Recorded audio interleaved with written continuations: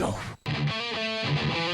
Ladies and gentlemen, welcome to Journey into Comics with your hosts, Nate Phillips and Brandon Stone. I am a god, you dull creature. Good evening, ladies and gentlemen. Welcome to Journey into Comics. I'm your host, Nate Phillips, and here with my co-host, Brandon. Hey, Brando, what's up, buddy? Brandon? Hello? Brandon, hello? Yeah, so folks, no Brandon today. He's actually come down with a gnarly case of bronchitis, so Brandon is missing. Now, what does that mean for today's episode? Originally, we had planned today to be an episode dedicated to debating the Marvel Civil War comic book and upcoming movie, with a lot of speculation that's going on and rumors swirling around Spidey maybe being a part of the Marvel Universe and being directly involved with Civil War somehow. So Brandon got a hold of me and he said, "Hey man, I can barely talk, and this is not good." And I said, "You know what? What do you want to do? What's our contingency plan now that this isn't going to be, we can't do the debate?" We didn't get really, we had a couple questions, nothing too crazy. We're still waiting on some more topics and questions for you folks because we want to make this interactive and as fun as possible. So I said, what do you think we should do since you're not going to be on the episode or you can't perform to your ability? That I know he's a great talker, and for his voice to be taken out, it's like, man, that sucks, So what we're going to do is, we talked about a couple different things. We are still going to release our holiday bullshit episode coming up on Christmas here this Thursday. So look forward to that. It should be pretty interesting. I still haven't listened back to it, so to be quite honest, I don't really know what it's going to sound like, and I'm actually just as excited to listen to the episode as I'm sure some of you are. So hopefully that'll be a blast, and if it sucks, let us know. Anyways, so I decided today that one thing we could do, the year 2014 is coming to a close, whether it be ISIS-filled or cop shooting, teen-killing badness, or all kinds of different madness, and North Korea shutting down Sony Studios and The Interview and all these other crazy things that are going on. I wanted to look back at the good parts of this 2014 and, just go through and discuss what I thought was awesome. So what I'm going to do is I'm going to do a series of top fives. We're going to do movies, music, games, and TV shows. And then I'm going to tell you guys a little bit about what we should look forward to in 2015. So here we go. Let's start right off the bat. Top 5 movies of 2014. Right out the gate. Number 5 from 2014 was definitely X-Men Days of Future Past. Now, I thought they did a fantastic job with this movie.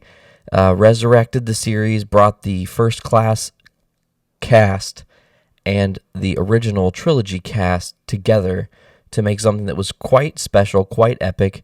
They rewrote history and got rid of the crap that happened in X3. They did so many cool things that were very much the Days of Future Past comic homages, different things. I know Kitty Pryde didn't go back in the movie, which would have been nice to have Kitty go back. I liked the reasoning for having Wolverine go back. And I still, to this day, one of my favorite scenes is the waterbed scene when Logan wakes up after being transported from the future to his past self. And I love that scene. He's like, oops, what? How did I wake up in bed with this girl? Did this happen to me already? I don't remember. So it's pretty exciting. He's like, oh God.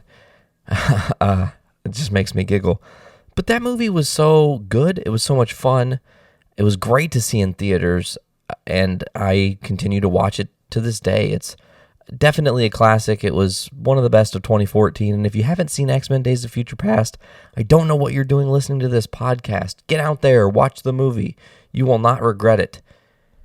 Moving forward, And not too far forward, because we're still in the vein of Marvel, with number 4, Captain America 2. Now, I had an interesting dilemma. Originally, Cap 2 was my third pick, and the next pick was this pick. But I didn't want there to be too much crowding, and you'll understand what I'm saying. So let's continue. Captain America 2 was just a great film. It did really great numbers in the box office. I really enjoyed the Nick Fury storyline in that movie. I also enjoyed Maria Hill's presence in the movie. How they did the Bucky Barnes storyline, Arnim Zola, those things were great. I loved how it was like Cap could never quite figure it out, and then everything kind of started coming together.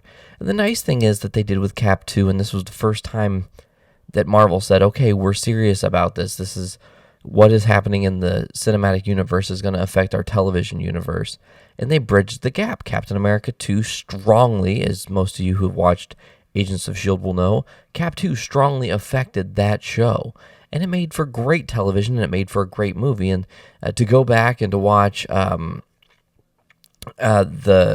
can't think of his name. I want to say it was Alexander Pierce is the bad guy.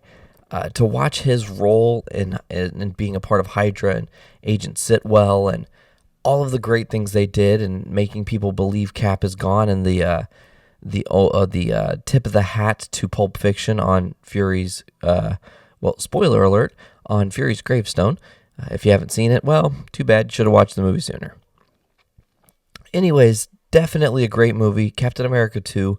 If you didn't check it out, please do so. I think you're going to fall in love with this movie, especially if you're a Marvel fan and you've been enjoying the cinematic universe like I have. Guys, looks like I may be getting a little bit of a cold. How does that suck? So number 3, The Amazing Spider-Man 2. Now, the first podcast that I ever did that went over 26 minutes was about The Amazing Spider-Man 2.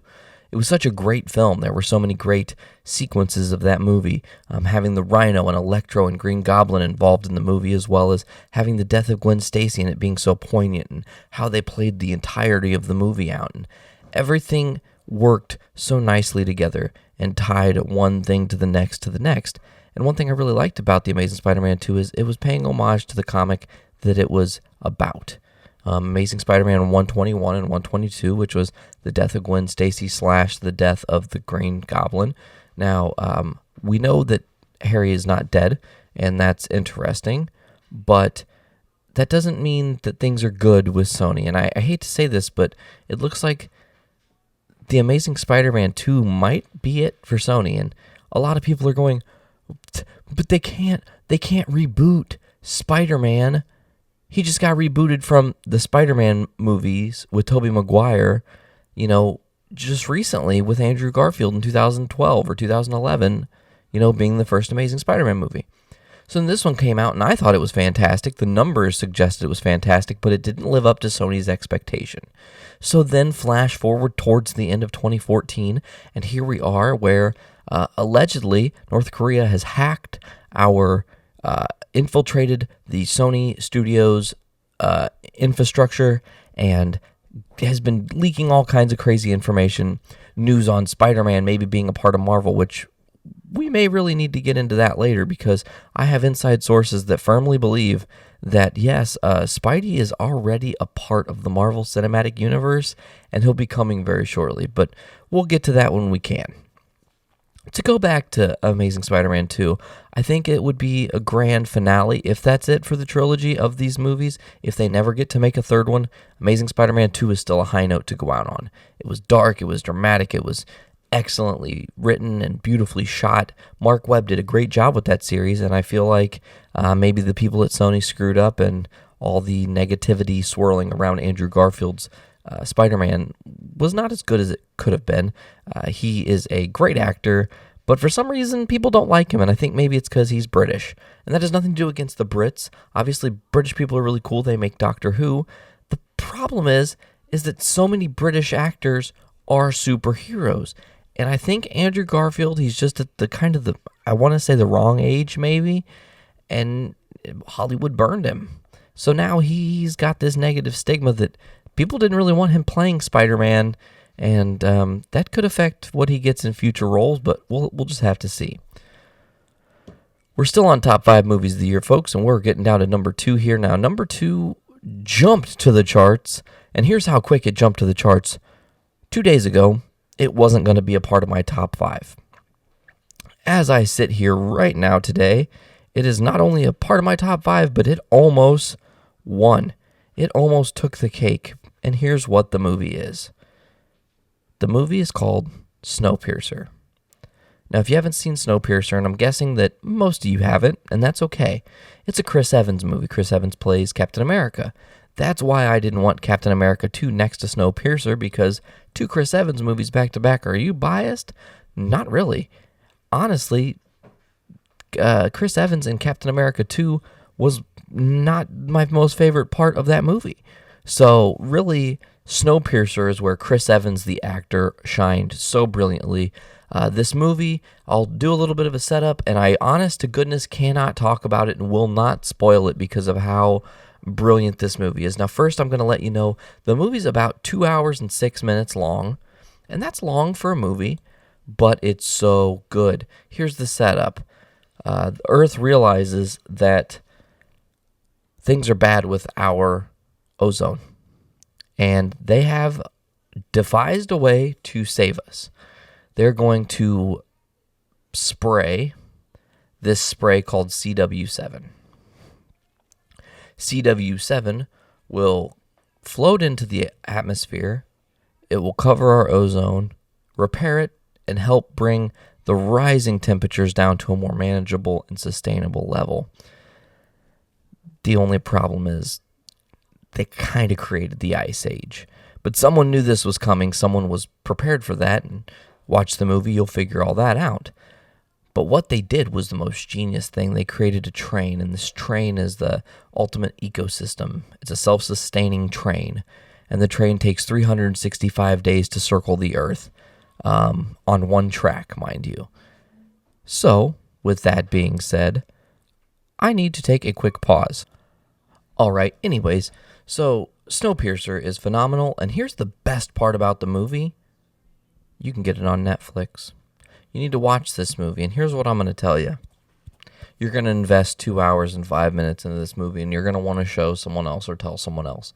And when you go to show someone else, watch it with them, because you know what the best part about this movie is? The second time you watch it. Not the first time. The first time is interesting, but the second time when you catch all the little nuances and all the little things that you missed the first time, and you really understand the full spectrum of how deep this movie goes, that every single line of dialogue is the most important line of dialogue ever spoken in a movie, and that's how they treat it.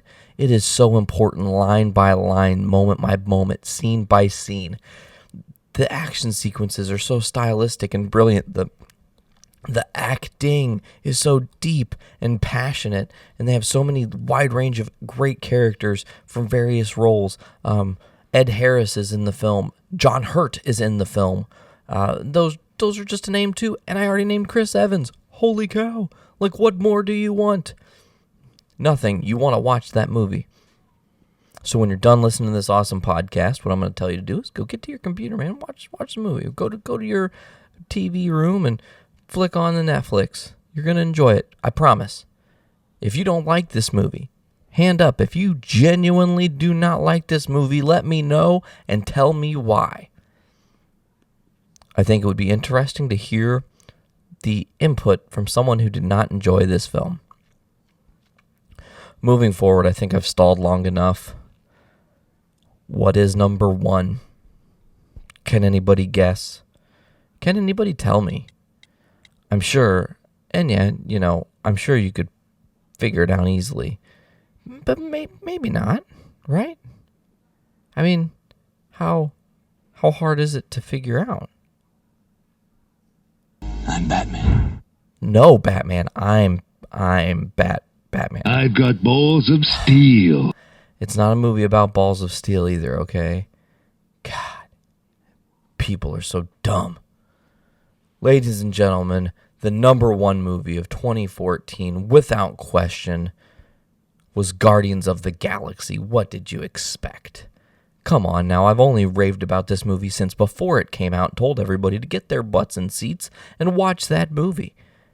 Every person I've shown the movie to has nothing but great things to say. If you haven't seen that movie, I'm not quite sure what you're doing listening to this podcast. And that's not a bad thing. I'm not telling you not to listen to the podcast. I just don't know how you've gotten this far without having the entirety of the whole movie spoiled for you. There are so many great things. The movie, the action, the soundtrack. I work out to that soundtrack. Ladies and gentlemen, let me tell you what. Sarah and I have been doing a 30-day workout challenge. We're on day 20 because today is the 20th. That's how that works. You're supposed to line up. Anyways, we're going to be doing this until February when, ladies and gentlemen, I need to announce that Brando and I will not be doing the Northwest Indiana Comic-Con because Sarah and myself are being blessed enough and lucky enough to go to Vegas. And that's a story maybe for a different time, and maybe it goes without saying. But let's just say we weren't supposed to go. We're getting lucky and have the ability to go now. So we're going to be in Vegas in February, but we want to look our absolute best, and we want to feel our absolute best. I don't want to be in Vegas all sluggish and tired because I'm a lazy fat guy. So I started working out with this 30-day thing. Sarah says, hey, let's try it. Yesterday, we did 160 squats, 25 push-ups, 2.5 minutes of planks, and 110 crunches. Ouch. Very painful. But you know what? It's worth it. I feel better. I feel like I'm stronger again. I'm gaining all that back. I'm feeling confident again. It's a good feeling. So anyways, back up, all the way back up, because I kind of went on a little bit of a tangent there, and I really didn't mean to. I'm talking about Guardians of the Galaxy. Man, I cannot talk. That's my movie of the year, without question. As I said, the soundtrack, I listen to it every day that I work out. Just motivation. Listening to Come and Get Your Love by Redbone, or listening to Spirit in the Sky by Norman Greenbaum, or Hooked on a Feeling by Blue Suede. I mean, we could do this for days. I love the entirety of the soundtrack. I mean, Go All the Way by the Raspberries, I do believe, is an amazing track. So, there's that. And actually, I just used 2 of the Guardians of the Galaxy soundtrack songs on last week's Nate solo cast. And I don't think this should be technically called a Nate cast, because I'm actually going to be covering as much as I can as if Brando were here, and the only thing we don't get is his awesome voice. So I wish there was like a way that could just like, he had everything he could ever possibly think to say, and I just had buttons, and I could just be like, hey, Brandon, I don't know. I want to ask him something. I'm just going to push this one.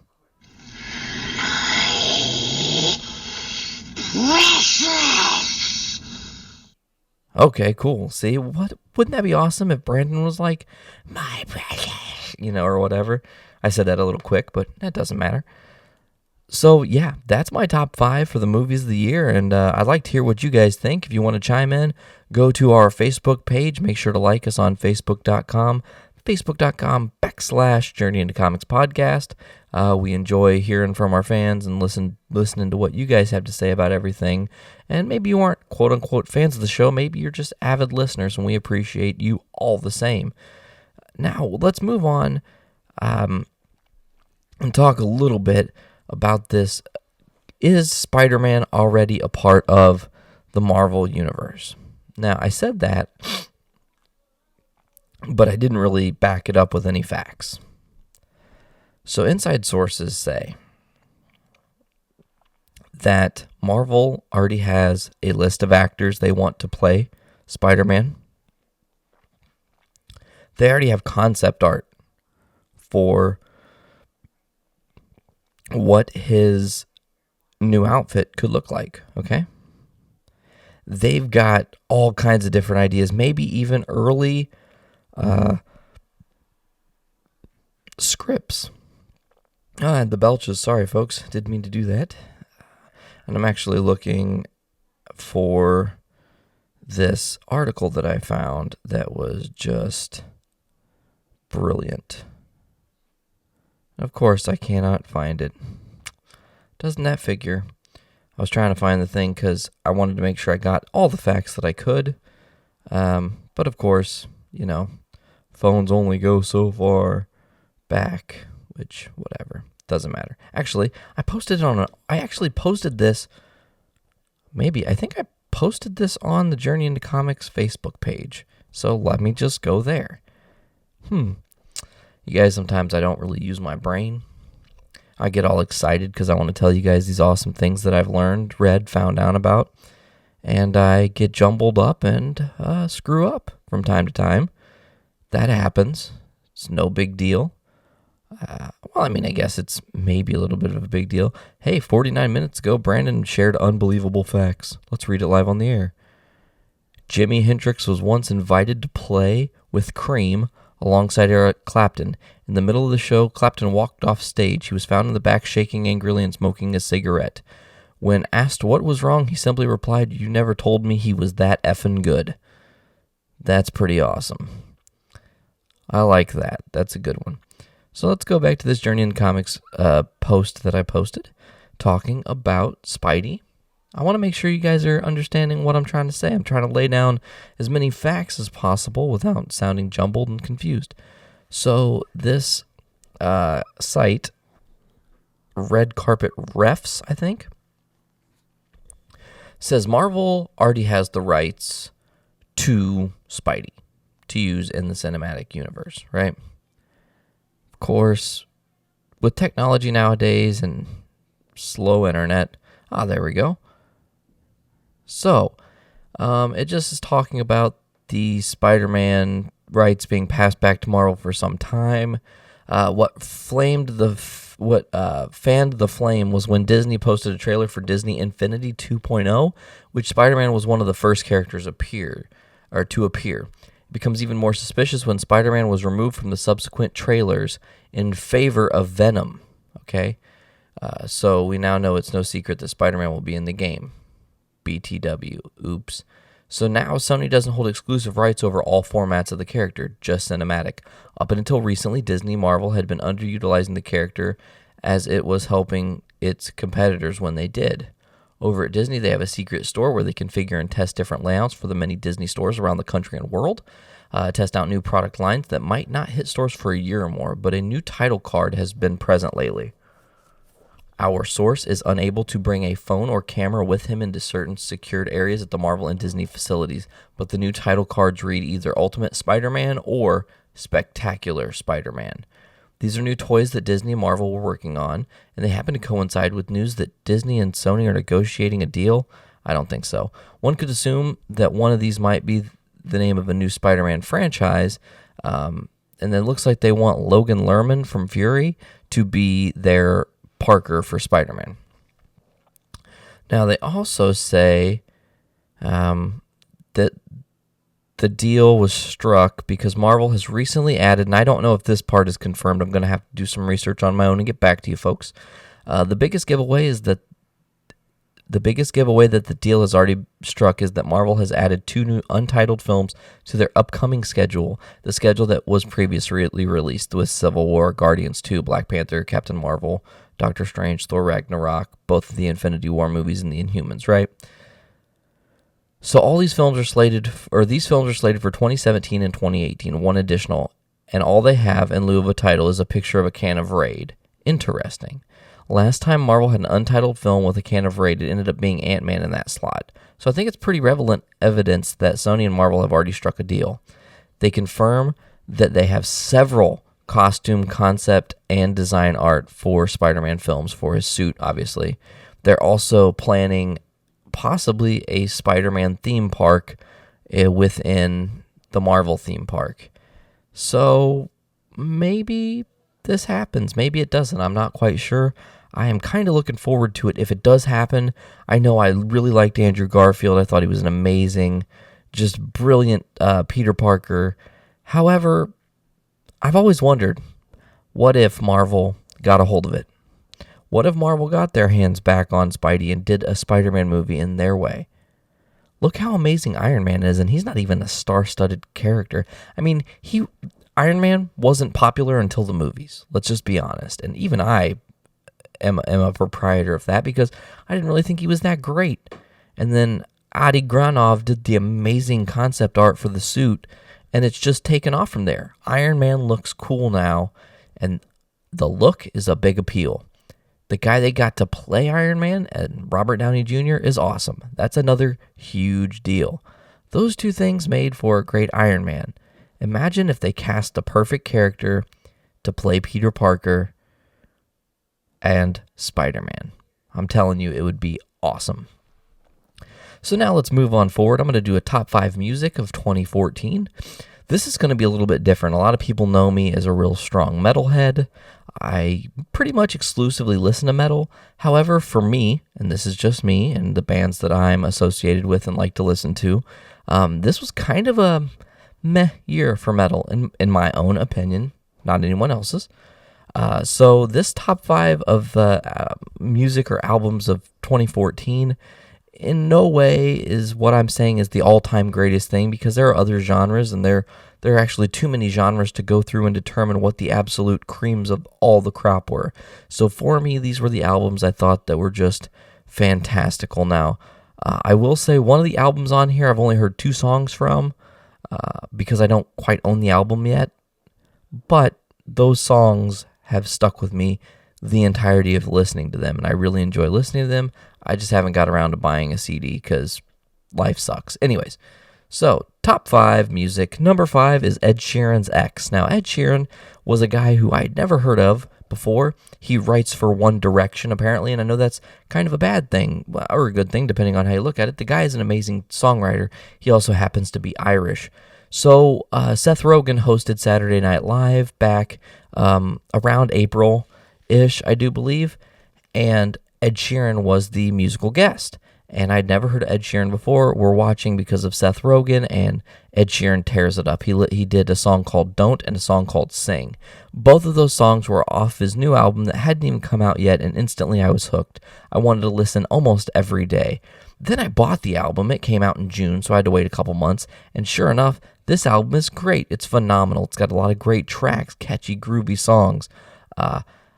I can't say enough good things about it. He's a different kind of songwriter, but when he writes his songs, to me, it's not like he's writing songs to be a popular musician.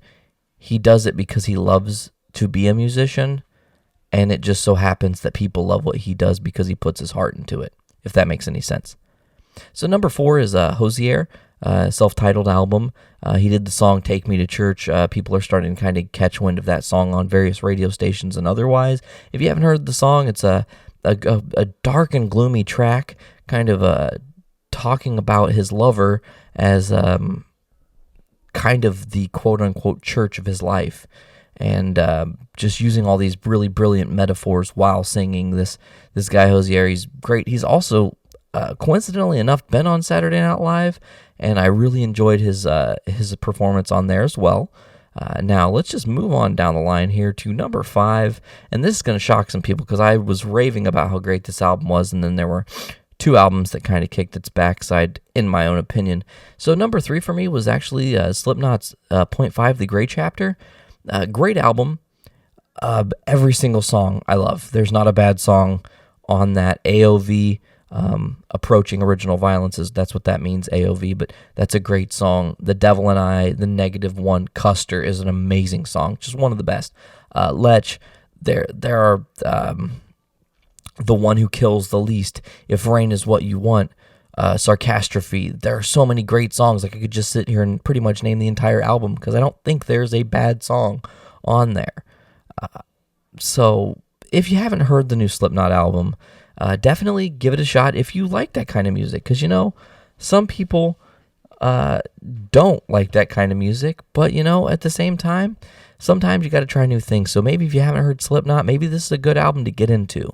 It's a little bit dark, it's a little bit different. I will warn you, the first track is super emo, and I don't really use that word so much, but it is a really emo song, and I really don't know what they were thinking doing that song, but it's Slipknot, and they are entitled to do whatever they want because they are artists.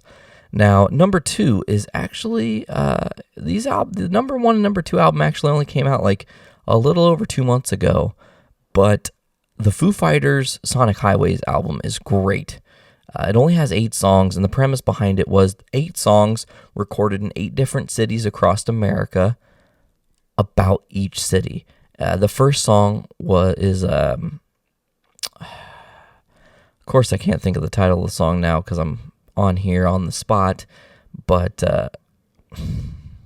it'll hit me. Just give me a second. It's weird because it definitely has the Holy Diver riff is definitely in the song. It's like and they never slide down, but they still do it. Something from Nothing is the title of the song, ladies and gentlemen, and it was actually written about Chicago. From lines like "Give me the flammable life." Oh, it's just the whole song is great. The whole album is great. Congregation from Feast in the Famine. That's a great song. Like Outside, another great song. Pretty much every song on that album. Actually, I would say every single song on that album, all 8 tracks, absolutely brilliant. And the fact that they're written about cities and part of what that city meant to the Foo Fighters or Dave Grohl or any member of the band is exceptionally awesome. I like that as a cool concept. It isn't tied to any one specific thing, but the idea is big, and I really love that. So now the number 1 album of the year for me. And this was kind of a no-brainer just because, I mean, even if you don't really know me, I'm pretty sure I said it on the podcast once. Maybe I haven't. I don't really remember. Number 1 was definitely Machine Head's Bloodstone and Diamonds. Now, this album just kicks ass on a level that I can't even begin to describe. It is heavy, it is soft, it is fluid. They use the lack of sound as something that's important. Like, they wrote from a place that in 20 years when people are studying classic albums, that's got to be one of them because of how brilliantly it's written. It's a different way to write music where silence plays such a huge part, or, you know, these really, really radical changes where you're doing like a sludge metal to a super beautiful, soft, like vibrato vocal harmony. Those things are what made the album for me. These different flowing things that they did on the album just made it. It made the whole thing. Now We Die was the first track they released from it. Amazing. Killers and Kings, amazing. Ghost Will Haunt My Bones, amazing. Night of Long Knives, which is a song about Charles Manson, amazing. Sail Into the Black is probably the coolest song ever written, just on the premise of how it builds slowly, dark, and creepily, and builds into this epic monster at the end of the song. Eyes of the Dead, Beneath the Silt, In Comes the Flood, Game Over, Through the Fire. All these songs are just so great. They're so great. If you haven't checked out the album, if you can go on YouTube and search Bloodstone and Diamonds Machine Head, I'm pretty sure you can actually stream the entire album from there. People have put it up. Give it a listen. You might actually end up wanting to buy it. It's really great. Definitely give that a chance. And we're moving right along here. We are 34 minutes in. I can't talk. And it's like, man, I think I just want to keep rolling on these top 5s. I'm in a little bit of a zone here, but I need to take a quick pause, so I'm going to pause now. Fatality. Oh man, that was awful. Anyways, everything's great, folks. So let's continue on my top 5 journey. I don't mean to always use the word journey, by the way. It just kind of slips in there from time to time. And I know our show is called Journey into Comics, but really that's not the plan. And actually the show was never planned to be titled that. Since we're looking back at 2014, let me also mention that here coming up on January 15th of 2015, so 1/15/15, will be the 1-year anniversary of Journey into Comics.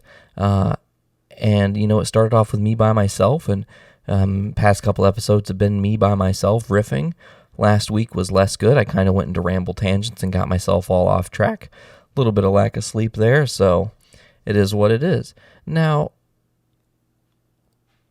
in 2014, I started this podcast. I was solo, and I was talking to Brandon. Brandon was doing this Extra Life Games thing, and I was really interested in his gaming collection, and I missed Brandon. He's a great, dear friend of mine. So I asked him, I said, hey, let's do a show. I'll interview you. We'll just chat about stuff. We'll catch up. And if you guys have listened to Interview with the Game Pyre, it was kind of clear to tell that me and Brandon really fed off each other's energy really greatly. So I just said, dude, just come on the show full time. Let's just be a team about this. We have since brought a couple other guests on. We've had Westicles, Wes Uhas, and Silent Rob McNeely on, and they've both been great. They made a couple really important appearances in the first season of Journey into Comics. We aren't going to be taking any kind of mid-season finale, folks. We know you've been left with the mid-season blues, so don't worry, we aren't going anywhere. We're going to stay on the straight and narrow and make something special happen. Now, moving on down the line, we're going to look at the top 5 games of 2014. Now, interestingly enough, one of these games, and I'm not going to tell you which, I don't yet own. But on a recommendation from Brandon, it made the list. And he didn't even know that what he said and how much he talked about said game affected what I thought about the game that I'm hoping for Christmas. Please. Anyways. Number 5 is Watch Dogs. Now, number 1 reason I liked Watch Dogs was mainly because it was set in Chicago. It's close to where I'm living currently, so that's pretty awesome. Gameplay is fun. It was one of the few Ubisoft games that didn't suck majorly coming out of the gate. You can actually play it, and it's enjoyable. Great, beautiful, flowing graphics. Got some really hard stuff. Some of those racing challenges and trying to get from point A to point B is definitely taxing, and I still haven't beat the game. It's very big, and I've been very busy doing shows, and the holidays snuck up on me, so I look forward to beating Watch Dogs, although I haven't gotten there yet. I'm on the fast route to get there. Now, number 4 is going to shock some people, because I'm sure people thought, well, you're so good at this game. You're so darn good at this game. Why wouldn't it be towards the top? And the reason that Mario Kart is not number 2 or number 1, and it isn't number 4, is because Mario Kart, to me, is just kind of relaxing. It's not a game. There are moments where I lose my cool, freak out, yell, scream, get angry, punch things. Blue shell of death, red shell, red shell, red shell, red shell, blue shell, red shell, red shell. Oh, banana peel, you're dead. With that being said, Mario Kart was fun, infuriating, but it was nothing new. There was nothing innovative about Mario Kart that they really did. I mean, they changed up how the tracks worked and how you could be anti-grav or whatever, and that was great, but it didn't make the game the greatest game of all time, But it was still a really fun game, and I'm sure a lot of you have played it. Now, moving forward, and this is a game that I can't talk about because I don't have it. Oh, I spoiled it, I told you. Number 3 on my list is Dragon Age Inquisition. Now, everyone has told me this game is just leaps and bounds. It's phenomenal. It's an amazing game. You have to play it. It's a must-play of 2014, a lot of people said. And I'm hoping to. So as soon as that game gets in my grubby little mitts, I will be playing Dragon Age Inquisition and trying it out with you folks. I look forward to going through and slaughtering things with my friends. It's exciting. Number 2. I don't know why I said that all weird. Anyways, number 2 is pretty much me kind of talking against myself because not much has changed, but a lot has kind of changed. So number 2 is Super Smash Bros. For Wii U. Now, again, they didn't change a whole heck of a lot about Smash, other than that the gamepad, and they allowed you for the you could have the GameCube controller, so they had to make a GameCube adapter for the Wii U, which people were saying, why doesn't this already exist? And marketing. Nintendo knows how to market. They knew people would want it for Smash, so you sell it for a little more, and people will pay more because it's Smash, and because people really liked the GameCube in a lot of ways. It gets dogged on quite a bit, but I thought it was still a really great system. So Super Smash doesn't get a huge, oh man, it's the best game because of A, B, or C. The real reason that Smash is so innovative to me is because of the amiibo. The rise of the amiibo, which is a cool thing, is interesting because Nintendo, anything is collectible. As we've seen in the past, if it's first-party Nintendo and they don't make many of them, get them while you can. So in the process of tracking all these down, I've learned a few lessons. I've had a few angsty moments, and I've always learned that when all else fails and you can't find one, just go where you think they would least likely be. I'm not going to tell you where I found some. It's not fair. It's fun to hunt, especially if you're hunting for amiibos. They are fun to search for and try to figure out where you're going to get them, where you're not going to spend a ridiculous amount of money to get one. So, just heads up. Amiibos are cool. They look great. They're neat statues. I will never take any of the amiibos we have out of the package as far as I know. That's not the plan. But that doesn't mean that there won't be a couple purchased to use to play. I probably need to get myself a Link because he's my character in Smash. I rule with Link. I don't know that I could beat a lot of people, real people, but I do a really good job against the computer, and that's, I guess, all that matters, because screw other people who spend like 200 hours a day. They're just like, I play the best Smash Brothers, dude. I could do like 400 combos of like 2 minutes. And you're just like, oh my God, do you have a job? And of course, they probably don't if they're that good, or if they do, they don't sleep, and why are you a vampire? And why haven't you told anybody? You know, that's how I think about that. So, what's the number one game? Well, some people would have said Dragon Age is number one game, haven't played it. Some people would say Watch Dogs should have been your number one game, or even Smash could have been number one. But people quickly forgot about one of the best releases of 2014, and that was actually South Park, The Stick of Truth. That game was so flipping awesome.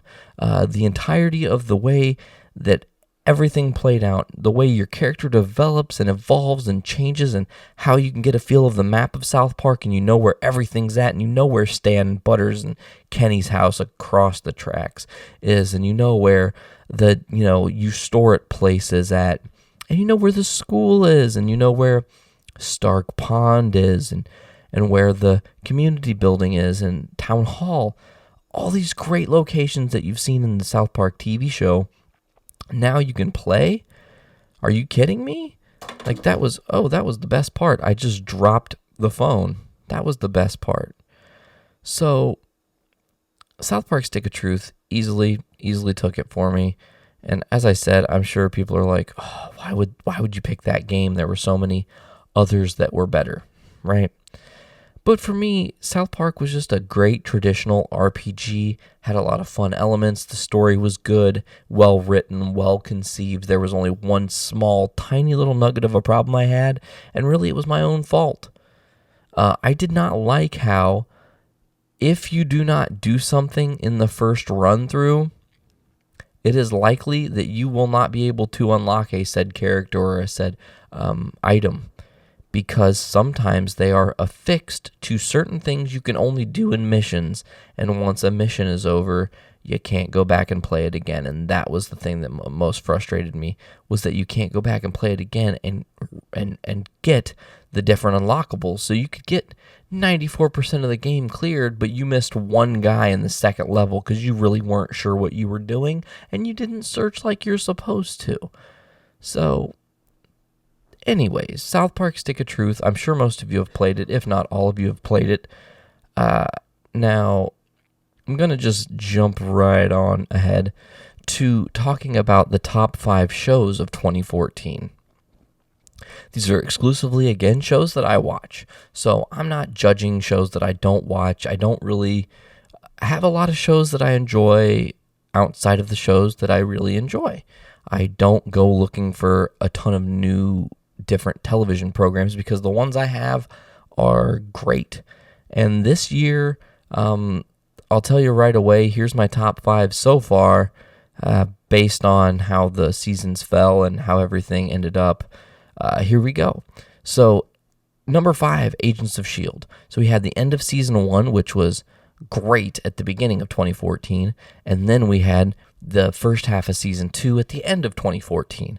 So those two actually, really, if you look at it, the end of season, or the second half of season 1 and the first half of season 2 are what have made this show so great and so watchable. From the truth about Hydra and the truth about S.H.I.E.L.D. and from the obelisk and Dr. Hyde and Daisy and Skye and Reyna, and Coulson's not dead, and Tahiti is not a great place. Like, all of these amazing things they did on Agents of S.H.I.E.L.D., and they just keep going. And what are they going to do with Ward? And what about Agent 33? I'm really interested to see where Agents of S.H.I.E.L.D. goes on the second half of this season. So 2015 is going to tell me how Agents of S.H.I.E.L.D. is doing when we get it back. I do believe that it doesn't come back until March, and they're kind of, or maybe it's not March. Yeah, I think it's March, because they have 8 weeks of Agent Carter. So we won't be getting Agents of S.H.I.E.L.D. till March, and that'll tie right into Age of Ultron and set things in motion. Wonder if Coulson, and this was, I do believe Tim had this suggestion, good buddy Tim, who also is an avid listener. Thanks for listening, buddy. I'm in your ear hole. He told me that he thought maybe Coulson will reveal to the Avengers that he is not in fact dead, because they still don't know. And if you haven't watched S.H.I.E.L.D., you don't know how he's not dead. But if you watch S.H.I.E.L.D., you'll find out that it's really messed up. It's really cool. Moving on to number 4, it was Gotham in its debut first half of the series. Now, here's an interesting thing. Gotham went off the air first of all the mid-seasons. I think it went off at the middle of October or the 1st of November, somewhere in there. And it actually will already be coming back the first week of January, or the second week of January. So the first Monday of January, we'll have Gotham, episode 10, which is supposedly called, what's it called? It's not called Rogue's Revenge. I can't remember what it's called. But it involves Gordon at Arkham. I'm really excited for it. But what made Gotham so good? What made Gotham a show that makes the list? Great writing, creative, manipulative storytelling. You can't put your finger on exactly what's going to happen, and they keep you guessing. And when you think you know exactly what they're going to do, you're right, they turn it around on you. So to me, it was easy that Gotham makes this list. It's a fun show. It's dark, it's gritty, it's tough. It's a different take on Bruce Wayne in the story. We don't really know if it's modern era or not. Barbara Gordon's a lesbian. How weird is that? You know, there are so many crazy things going on. It looks like Edward Nygma is just a misunderstood guy right now. Selena Kyle is still just a kid, but she witnessed the Wayne murders, and she thinks she knows who she saw. So we'll see where Gotham goes, but hopefully it goes really, really, really good places. And if not, well, so be it. Moving on down the line, The Walking Dead. It finished season 4 at the, beginning of 2014, and its first half of season 5 would be at the end of 2014. I lost my words there, folks. It happens from time to time. So, The Walking Dead season 4, it ends. The group is trapped in the train car. You're messing with the wrong people. Everything is going wrong for Rick's group in Terminus. First half of season 5, they break out of Terminus. They take out Gareth's group. They find Gabriel at the church, and then they take out Gareth's group. They find Beth. Beth does something incredibly stupid, and very bad consequences there. I'm trying to be as spoiler-free as I can tonight. We don't want the reverse Nate to show up. He's like the reverse Flash, but a little Natier. So we got to avoid the spoilers, folks. So I'm trying to just skirt around it.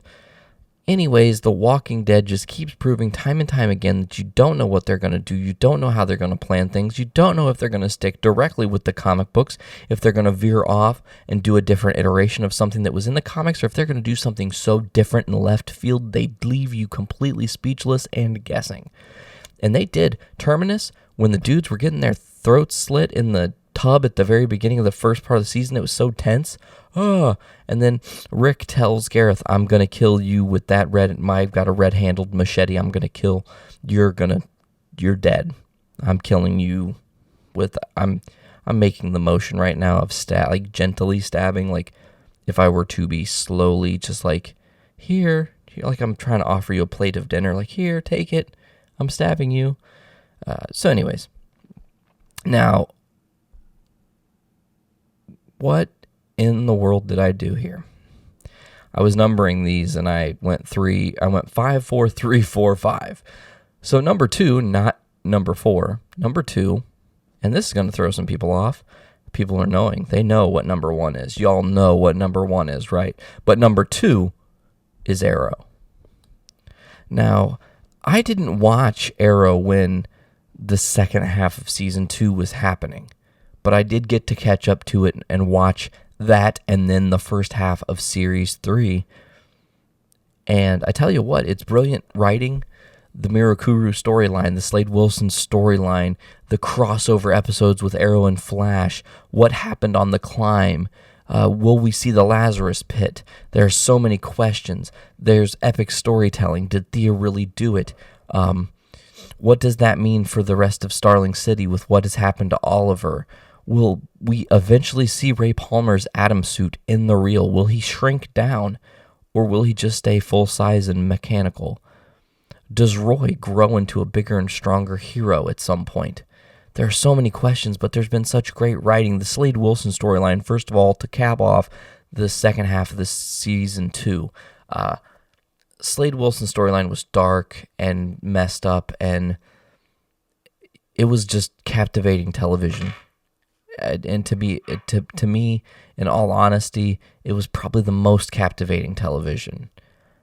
However, season 3 isn't without its flaws. There have been some moments where I'm just like, I just want to get to the really good part of this season, and we need to get there. And I know we're character building, and we're building stuff up, but right now it's moving just a little too slow, and I just want it to go fast again, because, season 2 was so fast-paced, and there hasn't been a bad episode in season 3, don't get me wrong, at all. There have been nothing but great episodes in Arrow. I tell people, first half of the first season is kind of slow, but once you hit that point and you are hooked, the show is phenomenal. There's nothing bad about it. You can't say a singular bad thing.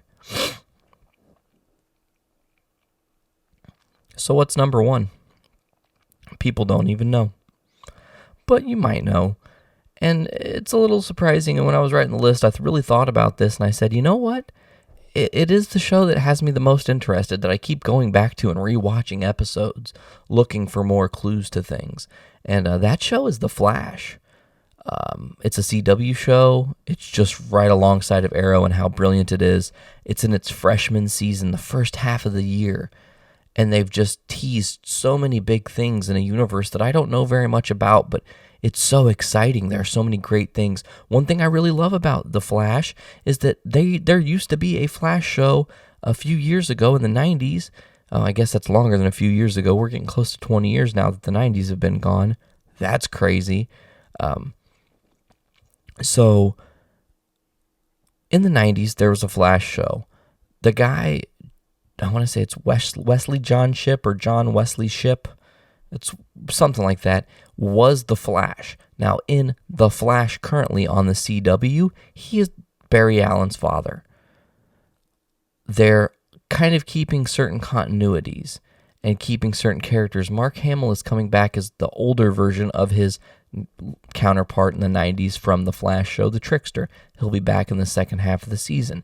They've had great character development. Cisco is an interesting character. Dr. Wells is interesting. Joe and Iris and Eddie and Caitlin is amazing. And Ronnie Raymond's storyline is getting so good, and we're finally starting to get the ball really rolling. And with The Flash, it took quite a few episodes of the first season for people to get. This show, or The Flash, with Arrow, it took quite a few episodes in the first season for people to understand, and then it picked up.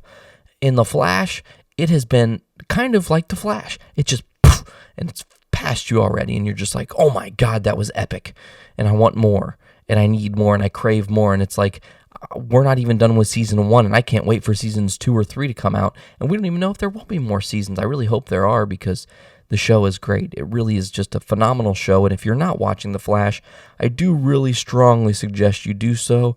You're really missing out if you don't. watch it. And especially the Arrow Flash crossover was so good. Episode 8 of Flash first. You watch that first. Ladies and gentlemen, watch episode 8 of The Flash first, and then season 3, episode 8 of Arrow second. Do not do that out of order. Do not do that backwards. Do not delay watching them. Watch them as in order as you can. Sorry, got a little frog in my throat. So what's next? What's to come? That was my top 5 shows of 2014, and 2015 is right around the corner. We're a few shy days here from Christmas, and want to keep in mind that we are going to be doing the holiday bullshit episode that's going to come out on Thursday on Christmas. We'll have that scheduled, and hopefully you'll enjoy that. But what happens in 2015? What's to come? Well, I'm just going to run down a quick little list here of things I've got that are coming to look forward to in 2015, to be thankful for coming into 2015. Here we go.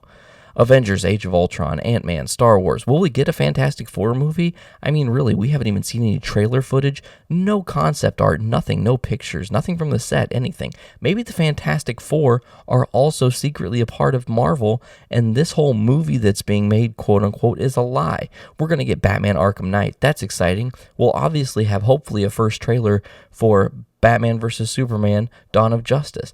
We got to look forward to the second half of Season 3 of Arrow. What about the second half of the first season of Gotham or The Flash? The Walking Dead Season 5 will be wrapping up. Will Negan show up? I'm not sure. Will Glenn get his head caved in? Is that a spoiler? I don't know. We're going to get new Doctor Who. They've got a Christmas episode coming up on Christmas. That's how they do. Doctor Who does a Christmas episode every year, and then they don't come back until the spring or, early summer or something like that. The Cubs should win the World Series next year, ladies and gentlemen. As Marty McFly traveled into 2015 to tell us that the Cubs will win the World Series, we will have hoverboards, self-drying jackets, and a sports almanac that will probably ruin our... What if we're a part of the screwed up... Okay, so real quick, let's go back to 1985. Marty travels with the doc to 2015 to next year.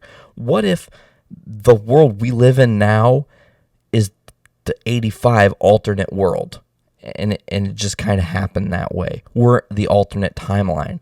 We shouldn't be like this. There shouldn't be a Journey into Comics podcast. There shouldn't be a television shows about superheroes, and we're just blessed with all this coolness that's in this alternate timeline, even though in reality we know that Biff, in the timeline that he put Marty McFly in because he traveled from the future to the past to give his former self the sports almanac so he could bet on a horse race and eventually win his first $1 million. Ladies and gentlemen, we do not want that to happen. So hopefully, if Marty McFly is coming from the past to the future, he'll fix it and everything will be right as rain. Maybe 2015 is a lucky year for everyone. We'll have to see.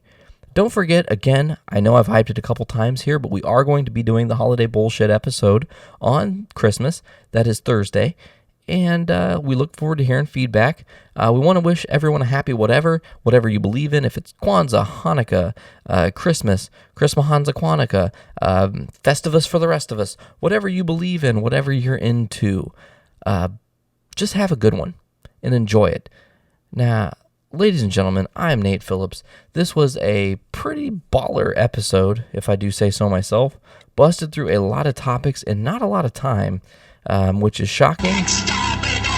Oh no, that's the Daleks telling me it's time to go. No!